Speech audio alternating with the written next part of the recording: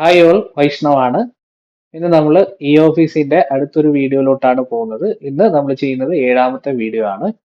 കഴിഞ്ഞ ക്ലാസ്സിൽ നമ്മൾ ഡ്രാഫ്റ്റ് ചെയ്യുന്നത് എങ്ങനെയാണെന്നുള്ളതാണ് നോക്കിയിട്ടുള്ളത്. ഇന്ന് നമ്മൾ ഇ ഓഫീസിന്റെ പുതിയ അപ്ഡേഷനിൽ വന്നിട്ടുള്ള ഒരു ഫീച്ചറാണ് ഭാഷിണി എന്ന് പറഞ്ഞിട്ടുള്ള ഒരു വോയിസ് ഇൻപുട്ട് AI മോഡലാണ്. ഗവൺമെന്റ് ഓഫ് ഇന്ത്യ ഇറക്കിയിട്ടുള്ള ഒരു AI വോയിസ് ഇൻപുട്ട് മോഡലാണ്. അപ്പൊ അതെങ്ങനെ ഈ ഓഫീസിൽ വർക്ക് ചെയ്യുന്നു, നമുക്ക് എവിടെയൊക്കെ അത് ഉപയോഗപ്പെടാം എന്നുള്ളതൊക്കെയാണ്. നമുക്ക് മെയിൻ ആയിട്ട് എഡിറ്റ് ബോക്സുകളിലെല്ലാം വോയിസ് ഇൻപുട്ട് നമുക്ക് യൂസ് ചെയ്യാൻ കഴിയും. സോ ഞാൻ ഡയറക്റ്റ് ഈ ഓഫീസിന്റെ ട്രെയിനിങ് സൈറ്റിലോട്ട് പോവാണ്. ഫയർഫോക്സിൽ കയറുന്നു.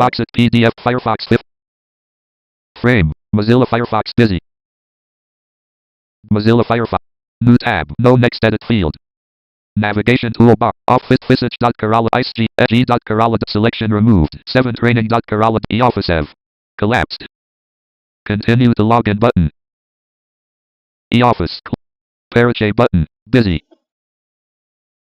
eoffice portal busy alert no clickable main ഞാനിവിടെ സ്റ്റെപ്സ് ഒന്നും പറഞ്ഞിട്ടില്ല, ഇതൊക്കെ നിങ്ങൾക്ക് അറിയുന്നതാണ്. Department logo graph user profile graphic complementary landmark primary navigation landmark list with 8 items home graphic visited e-file graphic visited complementary welcome to e-office click file inbox skippy navigation banner landmark primary navigation landmark list with 11 file button expanded list with 10 item clickable create part link clickable created link total records 2 main landmark row 2 file number table out of table correspond inner page of file with number k ഞാനിപ്പോ ഒരു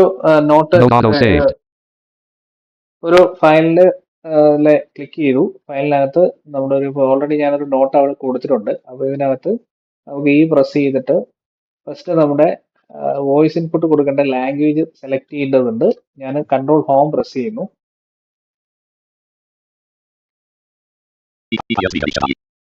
Heading level 1 inner page out of region.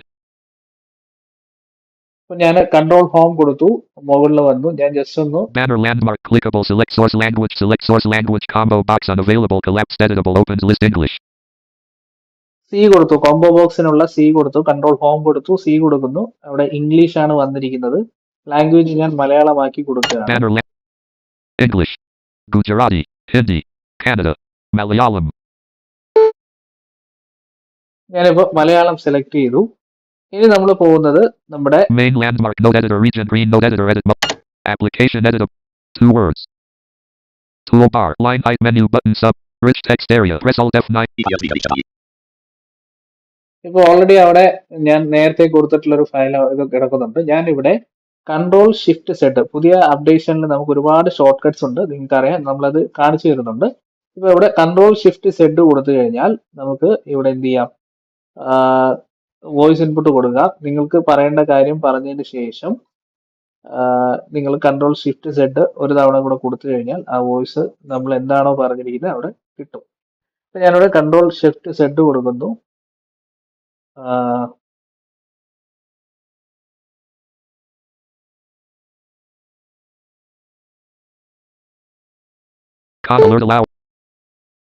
അവിടെ allow ചോദിക്കുന്നുണ്ട്. Alt A കൊടുത്തു കഴിഞ്ഞാൽ hello കൊടുക്കാം. അതിനുശേഷം നമുക്ക് പറയാം application editable rich text area press alt F9 for menu press alt F10 for tool node auto saved. ഞാനപ്പം ഇവിടെ നമുക്ക് പറയാമെന്ന് ഞാൻ പറഞ്ഞപ്പോൾ തന്നെ അത് അവിടെ വന്നിട്ടുണ്ട്. ഞാനിതിപ്പം നമുക്ക് ഇത് കംപ്ലീറ്റ് ആയിട്ട്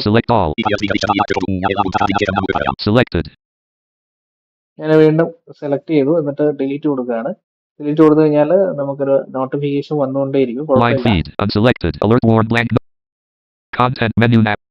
ഈ ഫയൽ കൂടുതൽ വിശദാംശങ്ങൾക്ക് വേണ്ടി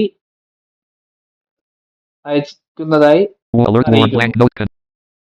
application editable rich text area node auto saved. ഞാനവിടെ ഒന്ന് തപ്പിയതുകൊണ്ട് ഇത് വന്നു, പക്ഷേ കൃത്യമായിട്ട് നോക്കിക്കോളൂ. ഈ ഫയൽ ഞാൻ കൃത്യമായി പറഞ്ഞ കാര്യങ്ങൾ അവിടെ കൃത്യമായിട്ട് വന്നിട്ടുണ്ട്. അപ്പൊ നമുക്ക് ഇവിടെ വേറെ എന്തെങ്കിലും കൊടുക്കാം. ഒന്നും കൂടെ നോക്കാം. content menu ഈ ഫയൽ ഉടനെ തീർപ്പാക്കേണ്ടതാണ്. application editable rich text area node auto saved. ഞാൻ കൃത്യമായിട്ട് പറഞ്ഞപ്പോൾ, അതായത് നമ്മളൊരു ഒരു സംശയവും കൂടാതെ നമുക്ക് പറയേണ്ട കാര്യം കൃത്യമായിട്ട് പറയുമ്പോൾ അവിടെ കൃത്യമായിട്ട് തന്നെ വരുന്നുണ്ട്. Space. സ്പെല്ലിംഗ് മിസ്റ്റേക്ക് ഒന്നുമില്ല. Space. Space.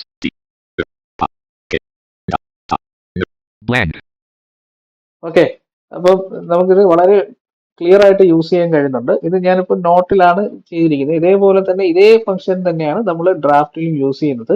അപ്പോൾ നിങ്ങൾ ശ്രദ്ധിക്കേണ്ട കാര്യം, നിങ്ങൾ വോയിസ് ഇൻപുട്ട് കൊടുക്കുന്നതിന് മുമ്പ് മുകളിൽ കൺട്രോൾ ഹോം കൊടുക്കുക. അതിനുശേഷം സി പ്രസ് ചെയ്ത് കഴിഞ്ഞാൽ കോംബോ ബോക്സ് ആണ്. അവിടെ